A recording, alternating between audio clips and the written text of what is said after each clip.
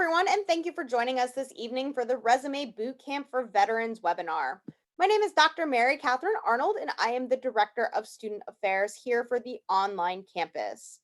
If you should have any questions throughout today's presentation, you can either ask me through the questions and answers box that's either at the top or the bottom of your screen, or at the end of the presentation, you will see all my contact information where you can send me direct communication, either calling me directly or sending me an email.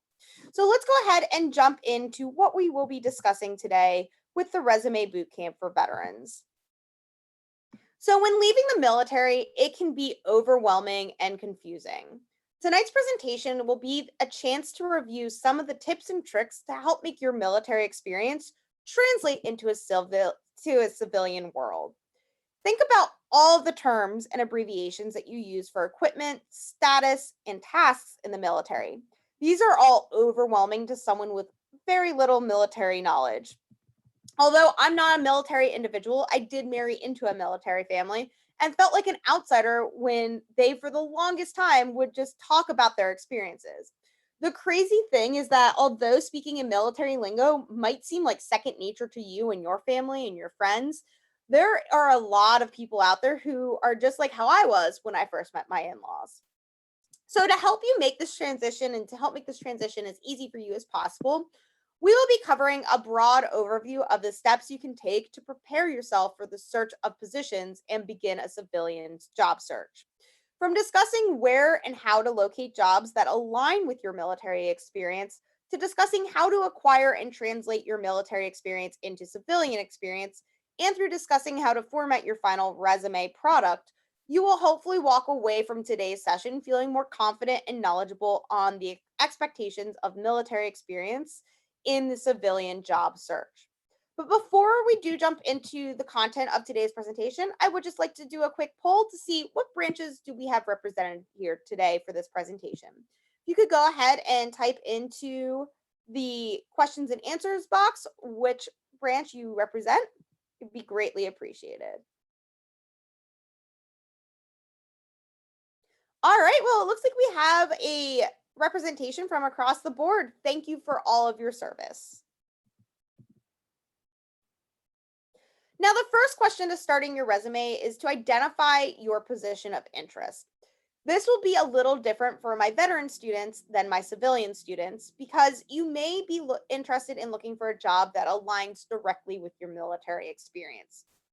Although it might seem overwhelming to you at first, there are lots of resources that are able to match your job titles and roles in the military with comparable civilian positions. Each of these have a similar functionality.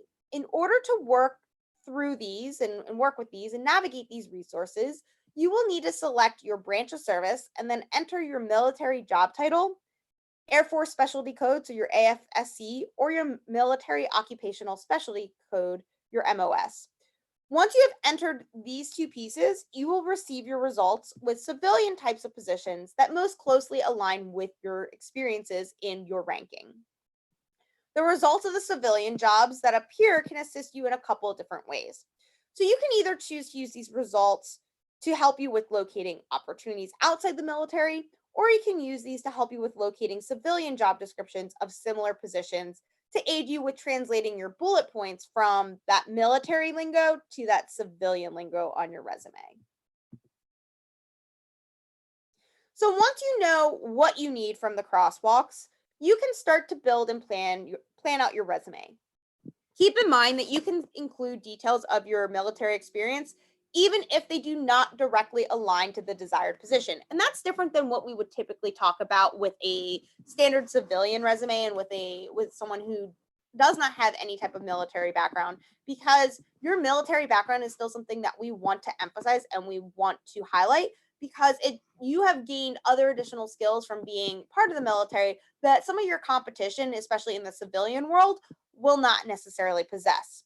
Whether you are looking for a position in your field of study or your degree, or something that is an easy transition from military to civilian, you still need to know how to build your bullet points and utilize the military reports that you have received to help you with creating a strong foundation of the military experience on your resume.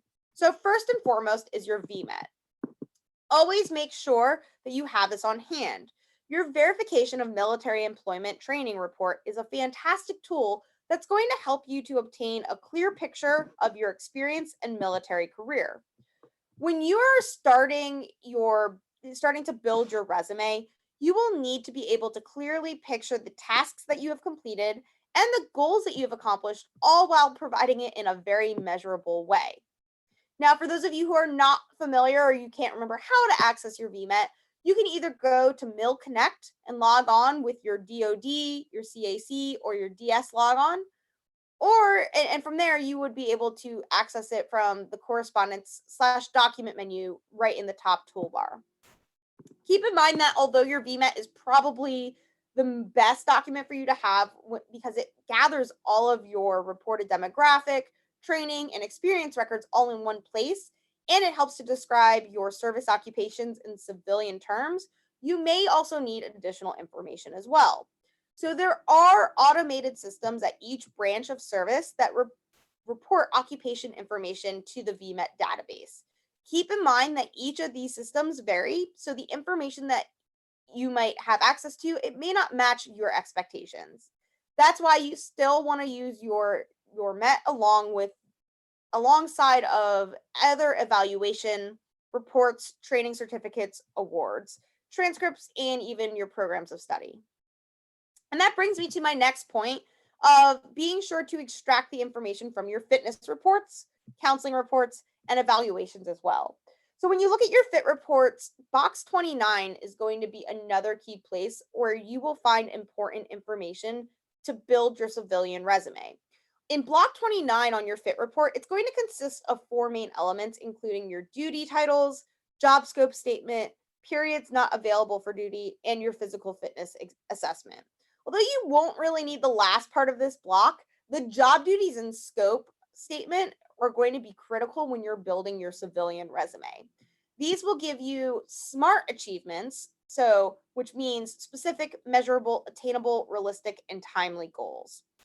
I can tell you that I have been a resume writer for quite some time now, and I wish that every organization in the privatized sector provided something similar to the information that you get from your fit reports and from your VMET. Because if they did, it would make writing a stellar resume for anyone just extremely easy.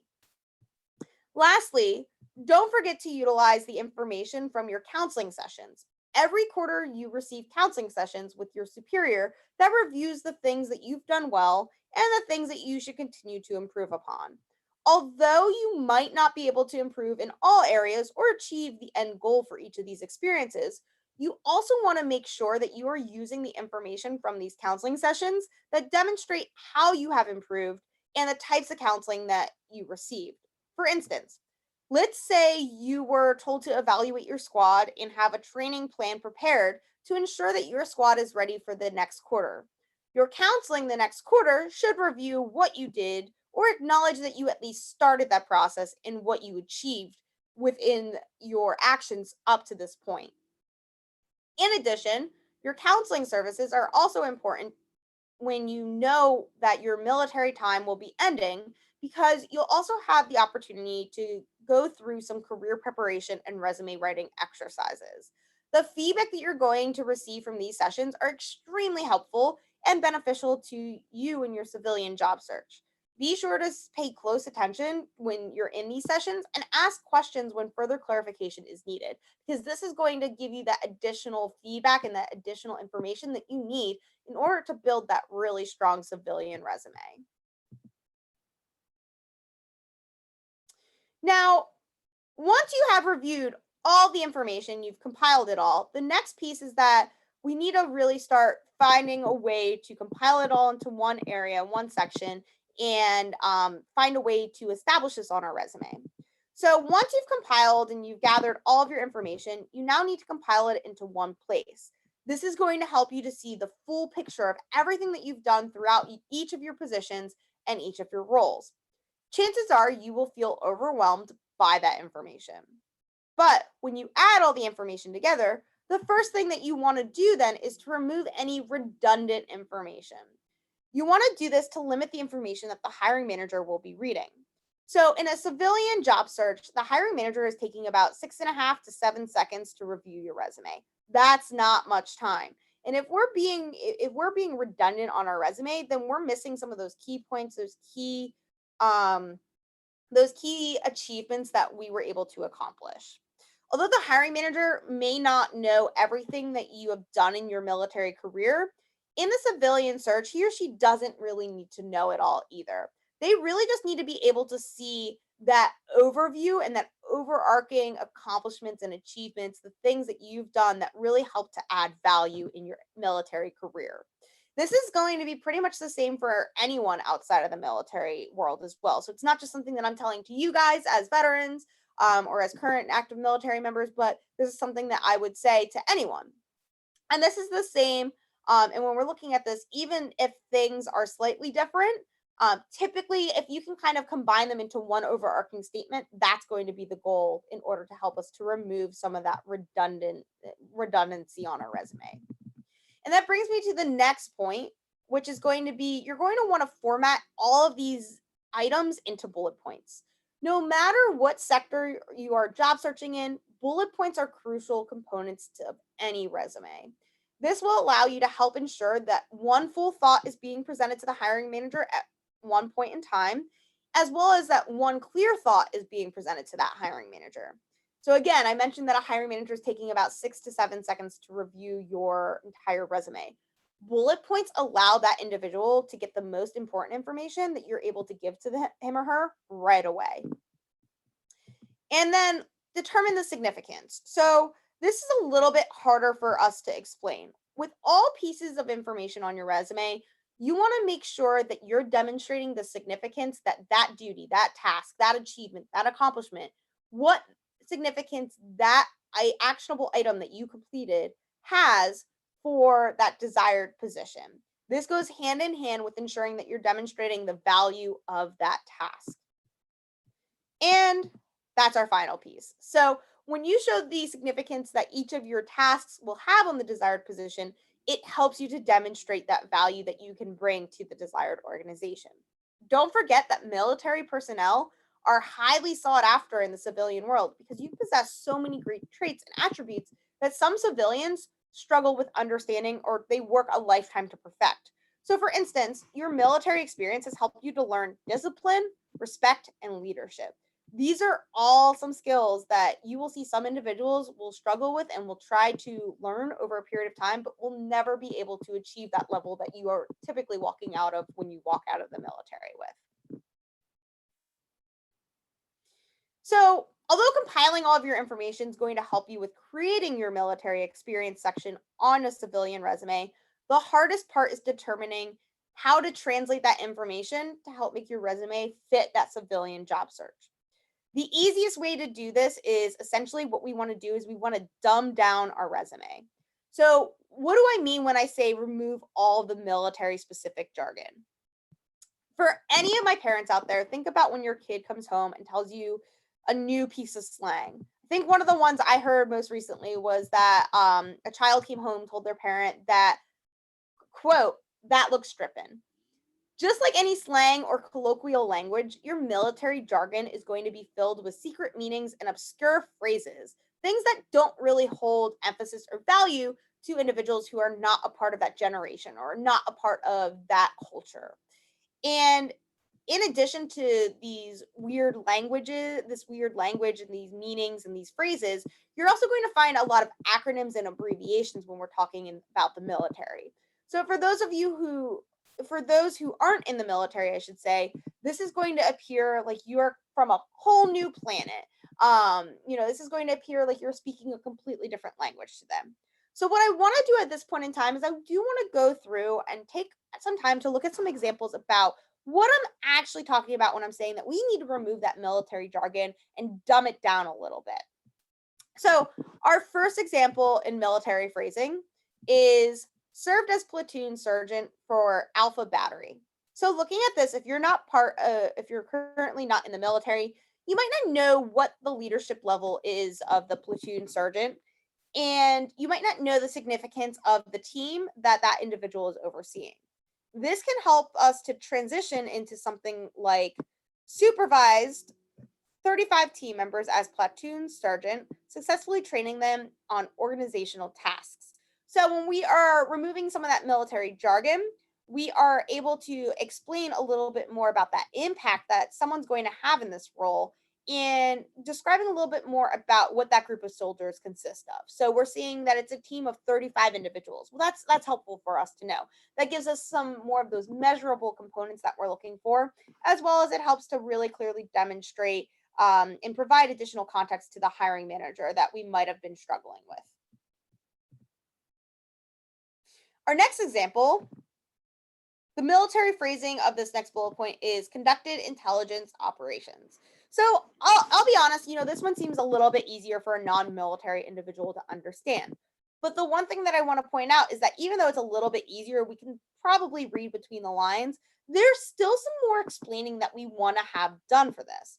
A non-military member may not know the significance of intelligence operations, or even more importantly, may not understand what type of research or information that this entails. In addition, this bullet point does not really give us anything measurable or quantifiable. And again, that's always our goal in any resume, whether we were just a civilian searching for a civilian job, or if we're ex-military personnel searching for, searching for a civilian job. No matter what, we always want to build that measurable, quantifiable piece of information in there because it helps to explain a completely different world, especially in the military world. It's going to help to explain that completely different world to that hiring manager, and it's going to make sure that we're building that context around the volume of this task, duty, and or achievement. So how we might transition this into more of a civilian phrasing, we might try and do something like researched, investigated, and identified trends of potential threats, developing strategies to help improve operations and save an average of $2.5 million annually. So we see that now we've added those measurable statistics. So um, we're adding that it's $2.5 million annually that we're saving.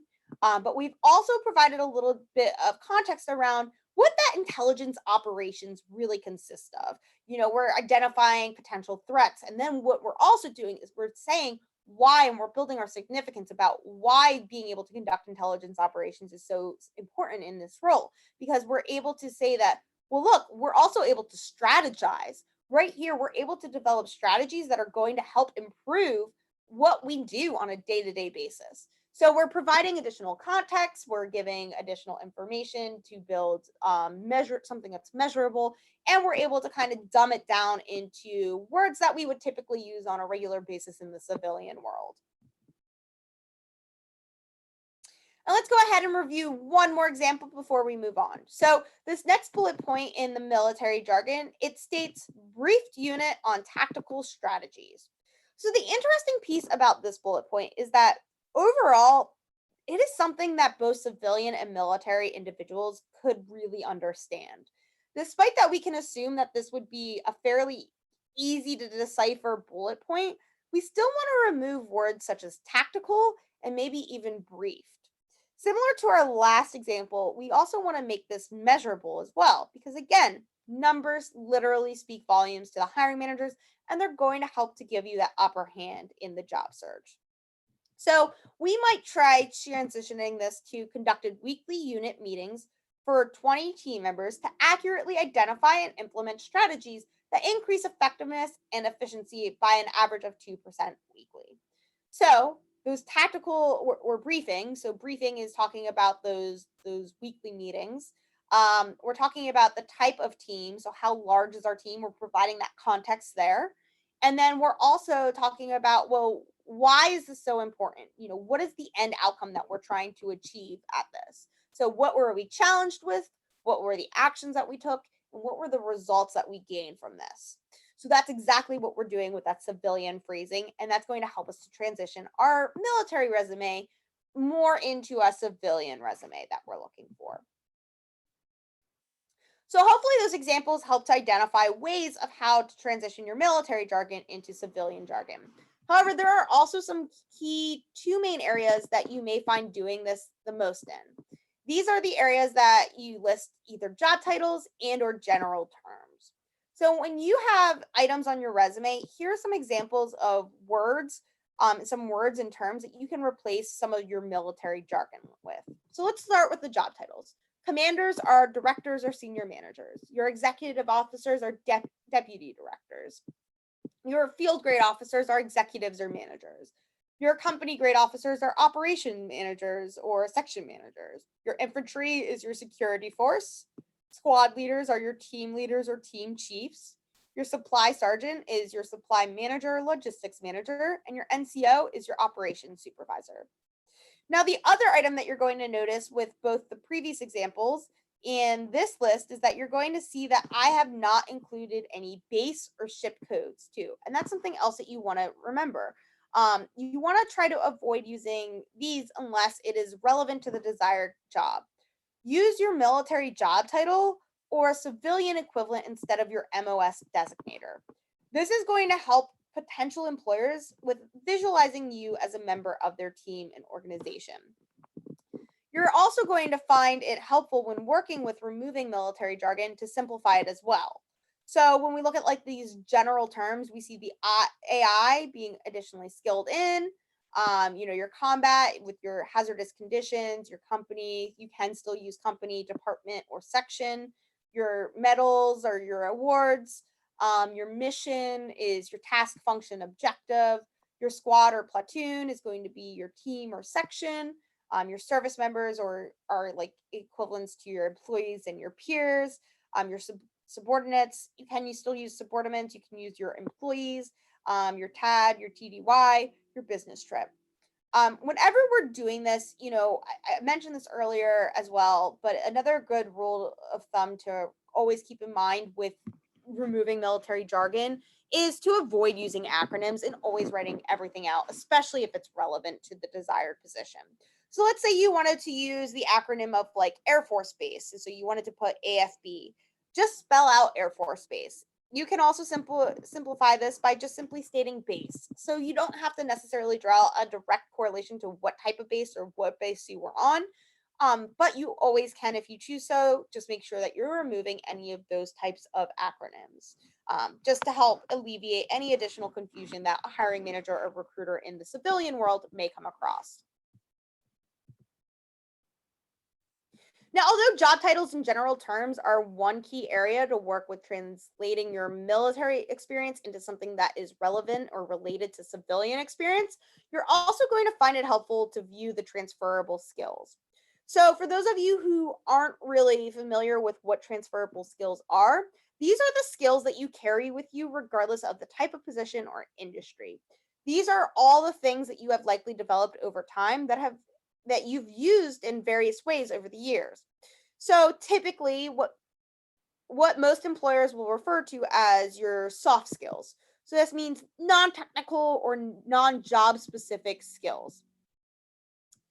So what I want to see is what are some of the most popular transferable skills that you think employers are seeking? Go ahead and type some of those soft skills or transferable skills into your questions and answers box. Okay, so I see someone said communication, another individual said time management, some critical thinking. Absolutely. These are all many of the top 10 lists that I will typically see. Don't forget about things like problem solving, teamwork, self-management, motivation. You even have flexibility as well. These are all types of transferable skills that you want to include.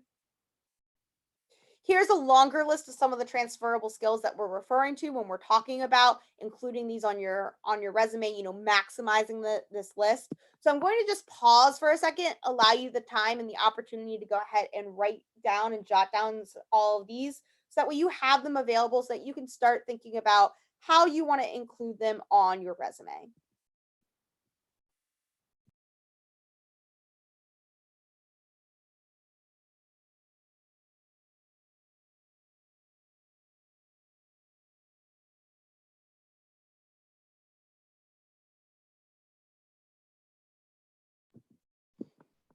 All right.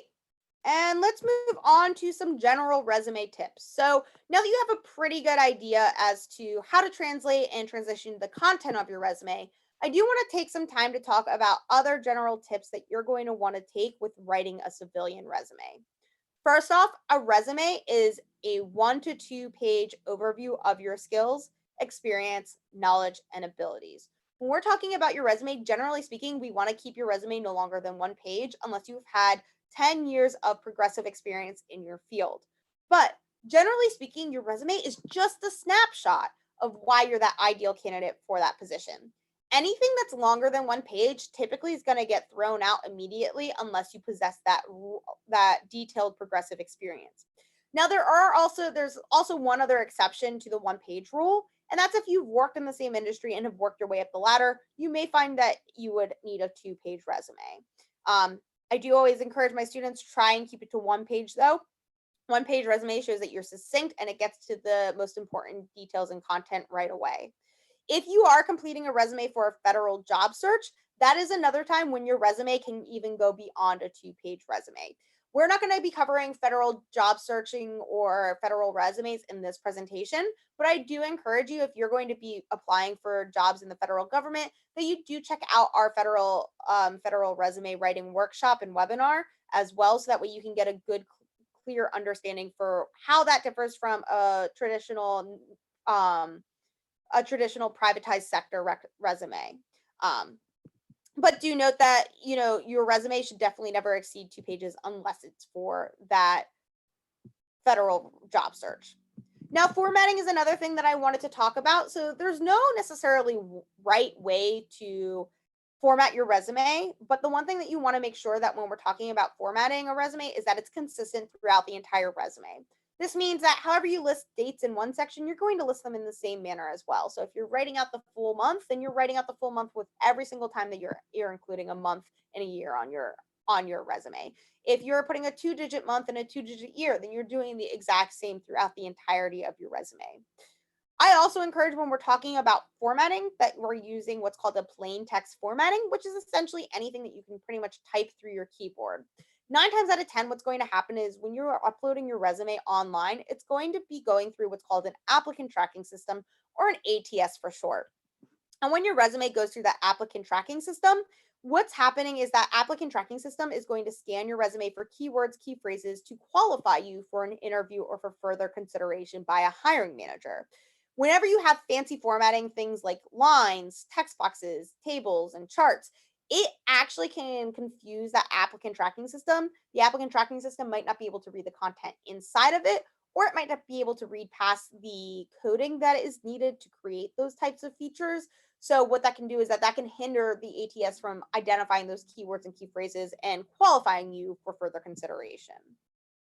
I also want to mention font as well. So your font on your resume is going to be another major part for you to consider. There's no necessarily right font to use. There are a lot of bad fonts to use on a resume, but generally speaking, you want to try and stick with a font that's going to have a serif, that's going to be a serif font. So for those of you who aren't familiar with fonts, serif fonts are your fonts that have tails on the end of the letters. So these are going to be things like your fonts like Times New Roman, Arial, Garamond. When we're also talking about font, you want to make sure you're balancing the font style that you choose with the font size. So your resume should never include a font size smaller than 10-point font, and it should never be larger than a 12-point font. The only exception to anything being larger than a 12-point font on your resume is your name, but even your name should not be extremely large. It should just be kind of bold to catch the eye of the recruiter or the hiring manager. You also will want to make sure that you're utilizing bullet points on your resume. So I mentioned this earlier when we were talking about those military jargon examples, but bullet points are really crucial to include on your resume because, again, that hiring manager is taking about 6 to 7 seconds to review your resume. Bullet points, they make your resume easy to read and easy to comprehend. Because we're talking about one topic, one singular topic in one bullet point, we're able to process that information very quickly and then move on. It's the way our mind subconsciously does it, that we're able to identify, comprehend it, retain it, and move on. So that's really why the benefits of a bullet point really, and using bullet points, really exist within your resume. You also want to make this quantifiable. And I mentioned this earlier in tonight's presentation. However, I want to really drive this bullet point home. because quantifiable statements, anything that's measurable, especially within your military section, are what's going to help to make you be the most impressive candidate that you can possibly be. Again, the good thing to remember is that you should have easy access to this information from your VMET and your reports. Just be sure that you're including the size and scope of your unit, company, barracks, etc. Don't be afraid to include information that showcases the number of people you've worked with on a project, the timeline in which you completed a project, and the size and scope of that project as well. These will all help you with making it quantifiable and help to provide the additional context that a hiring manager needs in order to view you as the most impressive candidate as possible. You also want to make sure that your resume is broken down into clearly labeled and identified sections. The typical standard resume for a new graduate or a current student is going to be your header, summary, education, relevant coursework, work experience, and then military experience for you guys. And then the biggest tip to remember before you submit your resume anywhere is going to be your spelling and grammar. You want to make sure that you're always completing a spelling and grammar check because this is going to help show your professionalism and how serious you're taking the job search. Chances are, if you don't proofread your resume, it's going to go into the garbage before it even gets to any further in the process or for consideration. Whether it goes into the garbage because a hiring manager or recruiter sees these, or if it goes in the garbage because the applicant tracking system picks it up, you're probably not going to get called for an interview unless it is fully completed and looks like it is a finalized formal document, which is exactly what it should be.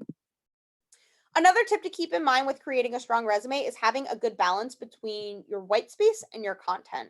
So, white space is something that you want to include on your resume because hiring managers like to take notes about candidates directly in these areas. It allows the hiring manager, one, the time to take the mental breaks throughout reviewing your resume, and two, to make sure that they're keeping all of their thoughts about who you were or who you are as a candidate right in one place with your accomplishments and the things that you've achieved that's listed on your resume.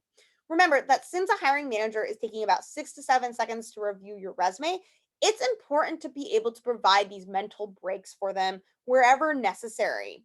So, making sure when we're talking about white space and margins, you also want to keep in mind the margin size, which means that you should never go below a half an inch and never beyond 1 inch in width.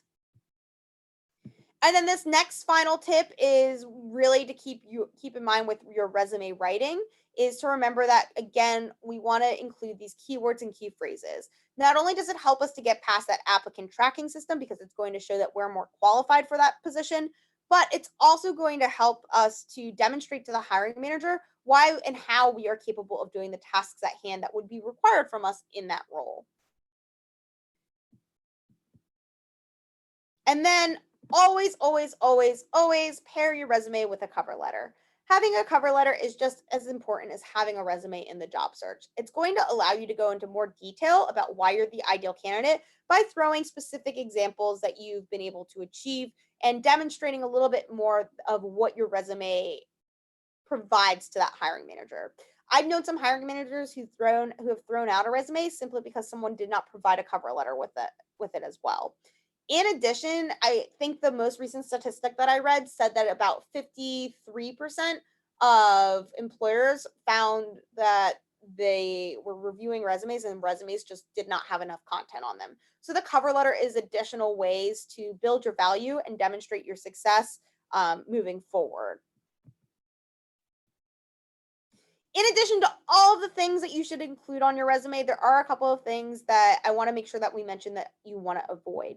First and foremost, do not include references on your resume. References are meant for a separate sheet of paper that's listed with the same header, the same font, the same style as your resume.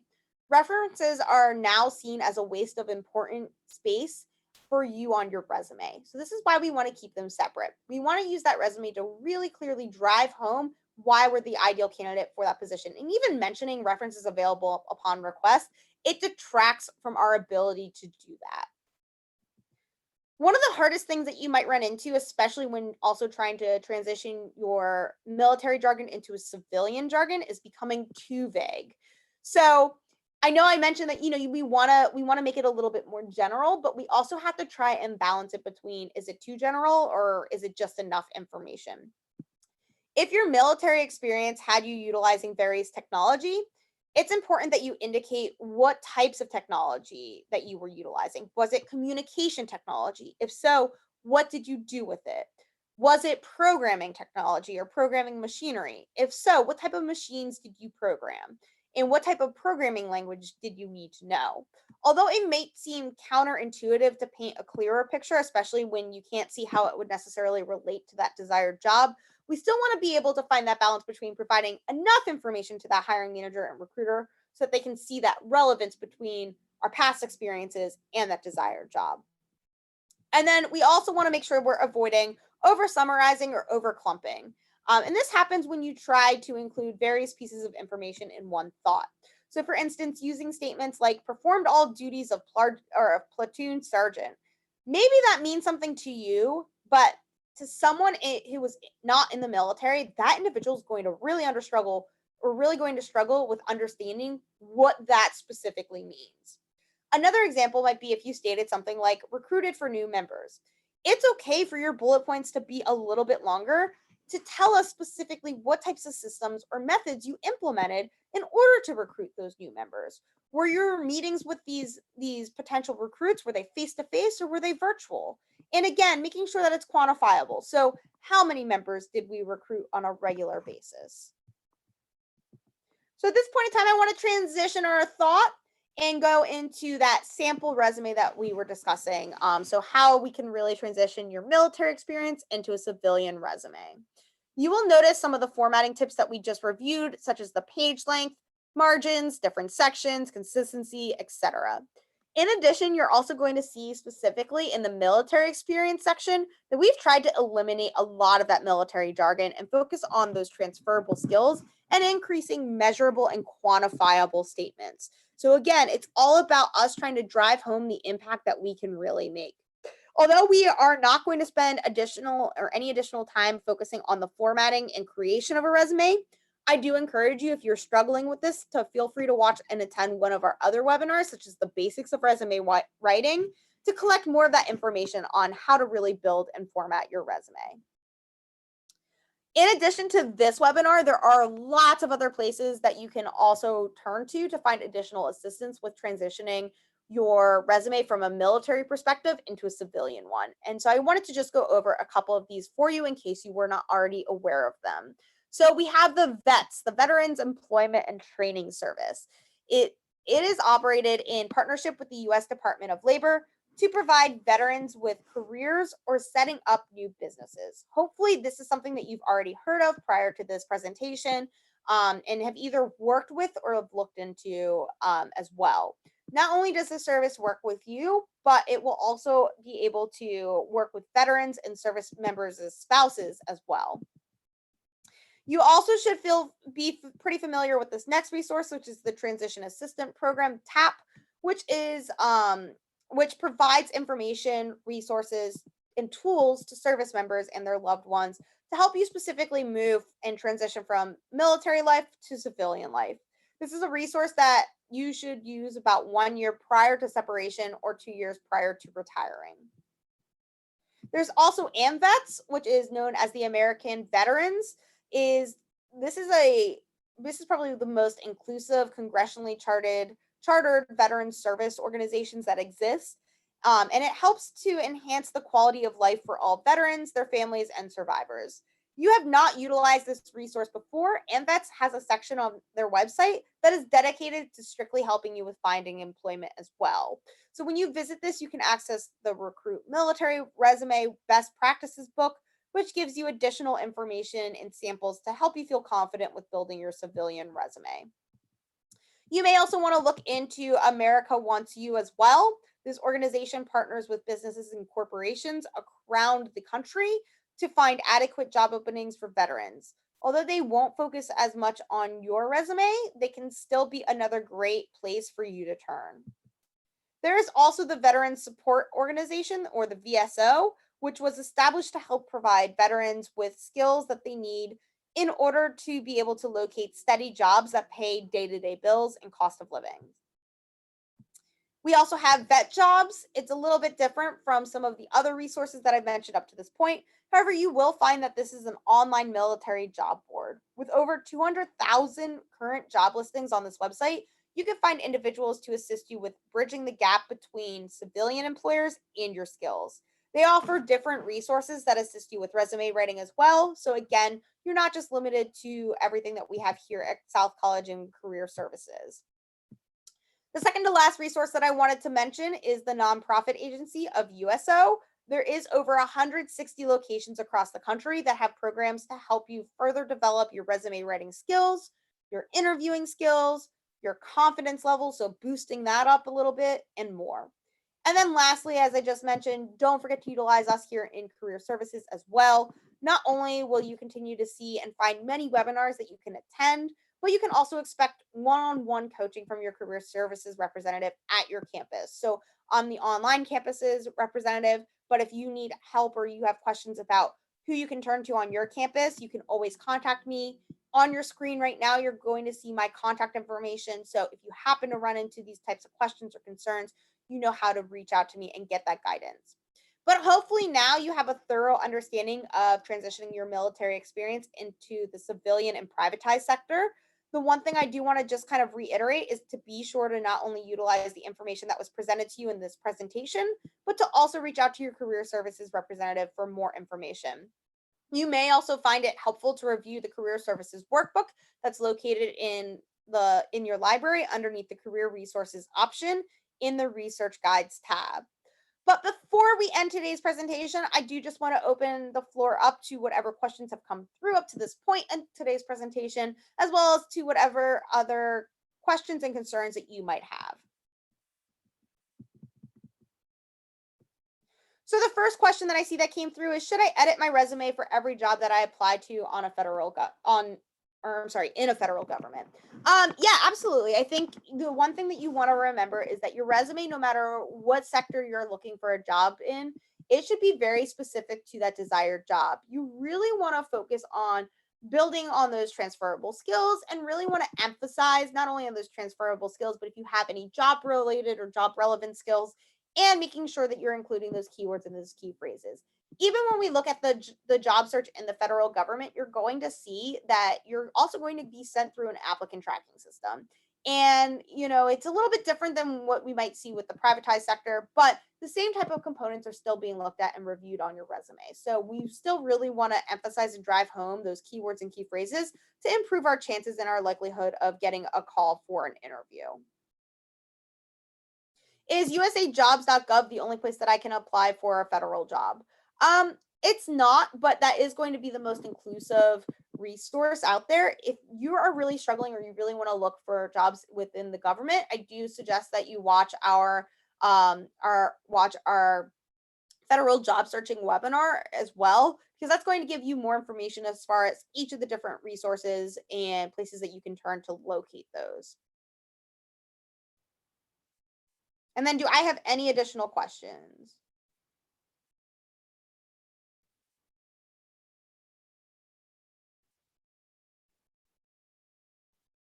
Looks like the last question that just came in was, is it true that when I apply for a federal job that I may not hear back for a long time?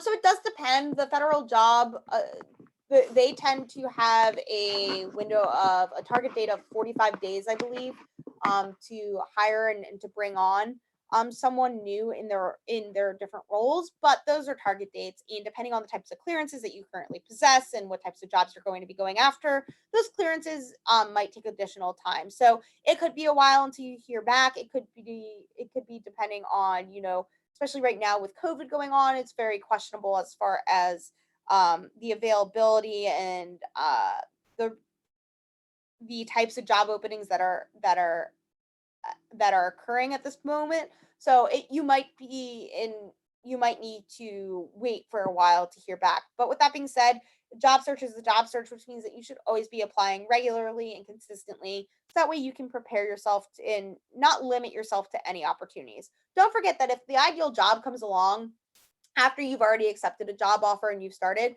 there's nothing wrong with transitioning out of the job that you just started into the one that you really, really wanted. As long as you do it professionally and you don't burn any bridges, you're always going to be viewed as professional, and no one's ever going to look down upon you based off of making that decision. All right, so that looks like that's all the questions that I have this evening. I want to thank everyone once again for attending today's session. I hope that you found the information to be beneficial. Should you happen to run into any additional questions or concerns, please do not hesitate to let me know. Again, my contact information is on the screen, and I'm more than happy to help you out in whatever way possible. Again, thank you so much for attending today's session, and I hope that you have a wonderful evening.